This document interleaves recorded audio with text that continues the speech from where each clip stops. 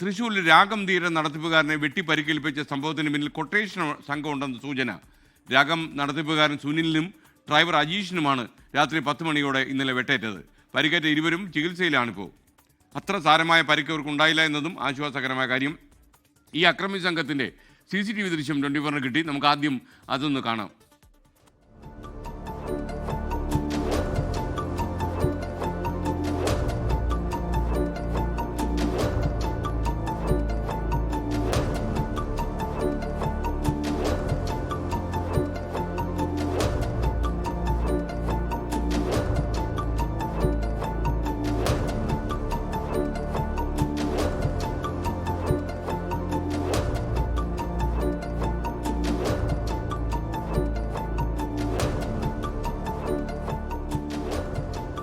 ഇന്ന് കാലത്ത് അറിയുന്നത് അല്ലേമ്മളിക്ക് മൊബൈലിൽ കണ്ടു തന്നിട്ട് കണിമംഗലത്താണ് ഭാര്യ വീട്.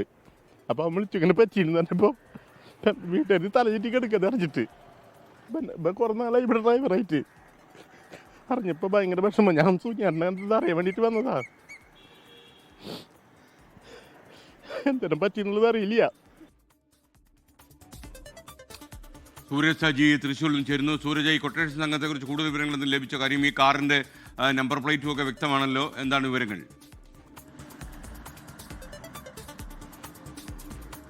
ഇന്നലെ രാത്രിയാണ് സുനിലും ഡ്രൈവറും ഈ വീട്ടിലേക്ക് വരുന്നതിനിടയിൽ ഈ ഇരുട്ടത്ത് മറഞ്ഞിരുന്ന സംഘം ഈ സുനിലിനെയും ഡ്രൈവറെയും ആക്രമിക്കുന്നവർ ഈ വെളപ്പായ പാലം ഇറങ്ങി ഈ വീടിന് മുന്നിലേക്ക് എത്തുന്നു. ഈ ഗേറ്റിൽ വാഹനം നിർത്തി ഡ്രൈവർ ഗേറ്റ് തുറക്കുന്നതിനിടയിലാണ് ഈ 3 അംഗ അക്രമി സംഘം ഇവിടെ എത്തി ഡ്രൈവറെ ആദ്യം വെട്ടി പരിക്കേൽപ്പിക്കുന്നത്. ഡ്രൈവർ ഈ വെട്ട് കൊണ്ട സമയത്ത് തന്നെ ഈ അല്പം കാറിന് അരികിലേക്ക് മാറി. അതിനിടയിലാണ് ഈ സുനിലിന്റെ കാലിനും ഈ അക്രമി സംഘം വെട്ടിയത്. പിന്നീട് ഈ വാഹനം അകത്തേക്ക് ഓടിച്ച് കയറ്റിയതോടുകൂടി അക്രമി സംഘം ഇവിടെ നിന്ന് രക്ഷപ്പെടുകയായിരുന്നു എന്നുള്ളതാണ് പോലീസിന് നൽകിയിരിക്കുന്ന മൊഴി.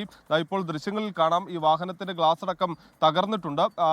അങ്ങനെ ഒരു വല്ലാത്തൊരു കലുഷിതമായ അന്തരീക്ഷമായിരുന്നു ഇവിടെ ഉണ്ടായിരുന്നത്. ഈ അയൽവാസികളുമായൊക്കെ നമ്മൾ സംസാരിക്കുമ്പോൾ അവർക്ക് പോലും ഭയപ്പെടുന്ന ഒരു സാഹചര്യത്തിലേക്ക് കാര്യങ്ങൾ പോകുന്നു. കാരണം ഒരു കൊട്ടേഷൻ സംഘമാണ് ഈ ആക്രമണത്തിന് പിന്നിൽ എന്നുള്ളതാണ് നാട്ടുകാരെ അടക്കം ഭയപ്പെടുത്തുന്നത്. അവരെല്ലാവരും വലിയ ഭയപ്പാടിലാണുള്ളത്.